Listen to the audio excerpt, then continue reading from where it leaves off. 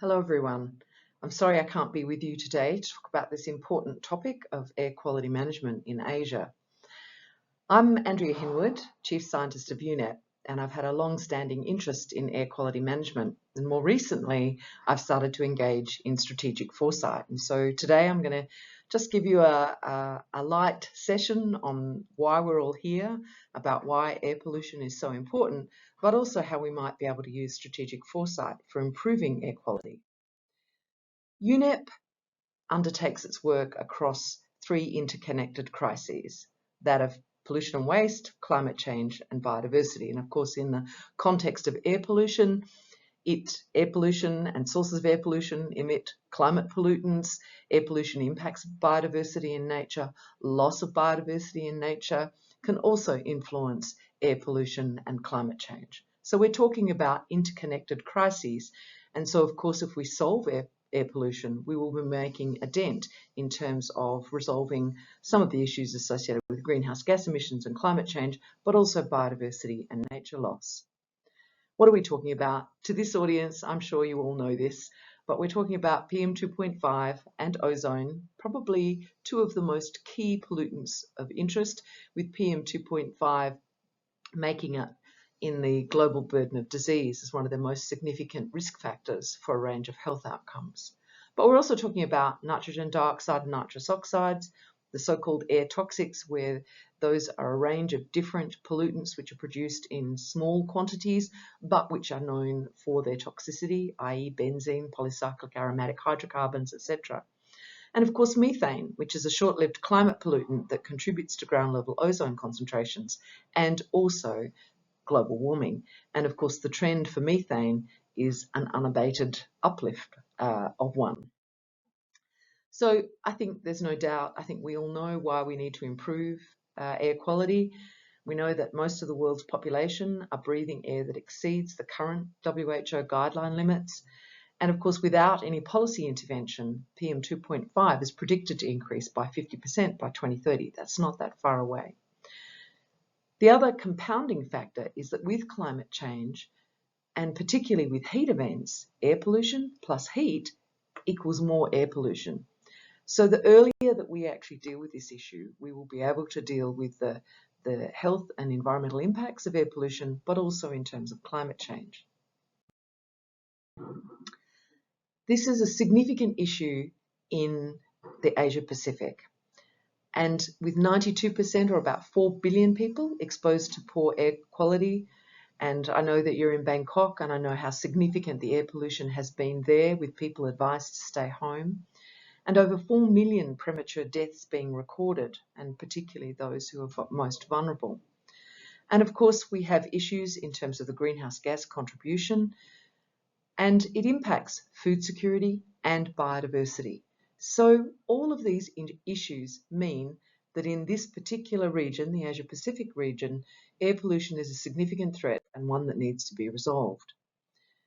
Given the growing population, economic development, and also changing consumption patterns, and particularly consumption of biomass, all add to make this a potential issue that is going to grow unless interventions are actually made. I've talked briefly about some of the impacts, but perhaps it's useful just to talk about the potential costs of inaction and what can happen. We already know that when populations are impacted, hospitalizations, mortality, there's a significant cost to communities in terms of time lost at work, but also on the healthcare system. And estimates show that air pollution is a significant burden on the healthcare system. Already talked briefly about climate. Air pollution, the products of combustion also produce carbon dioxide and other air pollutants that contribute to global warming. And of course, with global warming comes with vector-borne diseases, which can impact food security, but also crop losses from other pollutants like ozone, which are contributed by the short-term climate forces, such as methane.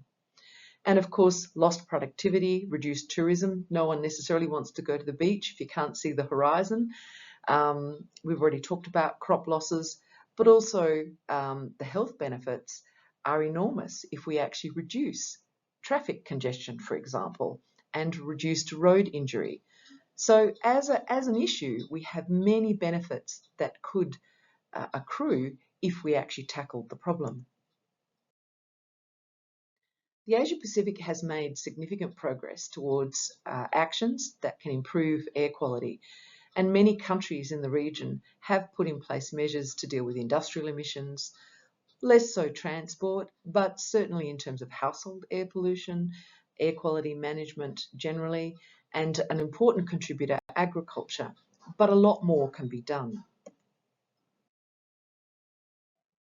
If we looked at priority solutions in the region, we can see that 40% at the country level have identified existing legislation and solutions. And so that means good fuel quality regulations, guidelines for appropriate vehicle design, for managing traffic, for actually addressing agricultural burning in particular, industrial emissions, etc. So there's actually legislation in place, but a lot more can be done to deal with air quality across the number of sources that actually contribute air pollutants. There are some great case studies already in the region. Crop residue management in Thailand in terms of open burning controls, where there is a growing awareness of pollution sources and impacts. And of course, that becomes more evident as people actually see the impact of air pollution on their own health. Vehicle inspection and maintenance in Tokyo with the diesel control strategy, another key one for actually reducing the emissions, tailpipe emissions from vehicles. And of course, electric mobility, which is ramping up all over the world. There are a number of demonstration projects, and the Asia Pacific region is no different, with projects in the Philippines, Vietnam, and Thailand. And all of these will reduce emissions, tailpipe emissions, which will both help climate change, but also address the concentration of air pollution to which people are exposed to. And the more that we are able to facilitate that and put the infrastructure in place to enable that will be key. But as I've already alluded to, and I think it's already been clear on the previous slides, there's a lot more to be done. 1 in 3 countries lack any legally mandated standards for outdoor air quality. And I will also say some of the standards are not necessarily embracing the WHO guidelines that were revised a year or so ago. And over half the countries in Asia Pacific don't have standards in place for PM2.5, which is a significant contributor to the burden of disease. There's often no routine monitoring, no ground-based monitoring of PM2.5. We're lucky these days to have satellite imagery, which is helping us, but there's nothing like actually having a monitoring network that actually provides information at the ground level where people are and where they're exposed. I think one of the most stunning statistics is that less than 1% of total official development funding is actually spent on air quality. And yet, countries have directed over 300 billion towards fossil fuel activities. So again, there's more to be done in this space. I've already talked about some of the co-benefits of action on achieving net zero and reversing environmental degradation. Clearly, any improvement in air quality for the population is significant, and particularly for our young people and those who are vulnerable to the impacts of air pollution. For climate change mitigation, if we actually reduce a lot of those sources, those combustion sources which produce air pollution, they will also reduce carbon dioxide. And so it has an effect on climate change mitigation. Will also help with agriculture so that we're actually reducing food insecurity, not increasing it by virtue of the relationship between air pollutants and crops. And of course, improved economic output. So in terms of air pollution, it does touch on many facets of society, and we have many of the solutions. So why am I talking about foresight, you might ask? And how can foresight actually help future-proof actions to reduce air pollution? The first thing to note about foresight is it's a tool. It's a multidisciplinary approach to think systematically and explore trends. In my experience of foresight, something that I have had the opportunity to experience in the last few years, is that it also enables you to think differently. So it's not forecasting or predicting. It doesn't say that based on the following trends, this is what we would expect for the future. And it certainly doesn't replace our traditional data and our way of actually analysing that data and its input into policy making. And I'll talk a little bit more about that in a minute. Horizon scanning is a foundation of strategic foresight, and it's the systematic outlook to look at early signs of potentially important developments. So think about AI. AI has been in development for over 10 years. And if we'd done a horizon scan maybe 10 years ago, maybe someone did, and I don't know about it, but say we did it 10 years ago and we looked at the investment. Investment would be a signal on the horizon that artificial intelligence, for example, might be something to keep an eye on in the future. So horizon scanning, which is a part of strategic foresight or foresight tools, helps you look at potential signals on the horizon that you weren't looking for. And here's just an image that actually talks about what the difference is in terms of forecasting. So if we look at our forecast, it's 24 degrees in Nairobi. We know that from all the modelling that's done in terms of meteorology in the area. But what foresight does and horizon scanning does, it actually looks at surprises coming from places that you're not necessarily looking. And horizon scanning typically picks up weak signals of change, but which might have an impact. Horizon scanning is not necessarily beneficial if you've not got a place to actually discuss it, which is where foresight processes come in. So how can it help with air pollution? I think one of the things that I've found is that when we've actually looked at air pollution standards and some form of legislation or programming to actually address air pollution, why, with so many countries actually having in place those standards, why are we not seeing any improvements? And in some locations, we're seeing significant declines. What focused horizon scanning could do was actually focus on what those air pollution issues are. But perhaps the horizon scanning could say, well, what are the barriers to this? Why are we not actually putting in place the measures we know would work to actually solve these problems? So it can identify emerging changes in specific context, and it can look for those weak signals. For example, air quality effects on electromagnetic wave propagation. Who knew? These are the sorts of things that actually start to come through and help you start to see some of those signals that, when you consider the disruptions, might have a significant impact or might be the reason that you're not seeing improvements.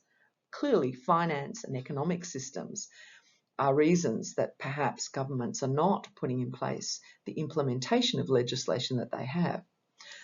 But maybe horizon scanning is something that could help in this area. And once you actually identify those emerging changes, you can use in a foresight exercise. It also enables you to stress test existing plans. So some of the benefits are that you can actually look into the future, like navel gaze, and say, what if we had a society like this, if we put in place measures to deal with this particular air pollution problem, what would it do to other areas? How much would it cost? Looking into the future actually helps you make decisions today. In my experience, it facilitates out-of-the-box thinking, and it provides for a much more open conversation with a diverse range of stakeholders. So sitting with a group of people in a room thinking about the future gets all sorts of ideas out onto different posters or papers, however you want to collect the information. It can be used for both visioning desirable futures. It can also talk about undesirable futures. And importantly, it can actually be used to look at interventions and stress test existing policies, i.e. this policy won't work because if the signal is for this type of financing, you might be whistling in the wind. So it's an opportunity to actually explore more beneficial ways of actually handling the issues that you're dealing with. I'm happy to talk with you about that some more, perhaps at another time, and the experience that we have in UNEP of using foresight. But I think I just wanted to finish more broadly on protecting ecosystems and environmental health. One, looking at air pollution will help us reduce greenhouse gas emissions and associated emissions. It will help with energy efficiency. It will help with climate change mitigation. If we invest in nature, we'll protect areas and restore, which will also help us in terms of air pollution and how we're exposed to them. Introducing circularity of materials will also aid this exercise. If we actually start to talk about livable cities, what that means in transport alternatives, planning, designing for climate and health, and integrating chemicals management and pollution management will actually help us solve the air pollution problem. And of course, foresight, depending on how it's focused and how it's undertaken, could actually help with the how. And I have to say, sometimes you have to dispel your beliefs and the way you see the world. But my experience is it's incredibly beneficial because it really enables you to think about how you're planning for today. I wish you really well with your meeting. Again, I'm sorry I can't be there, and I look forward to hearing about the outcomes. Thank you very much. Bye.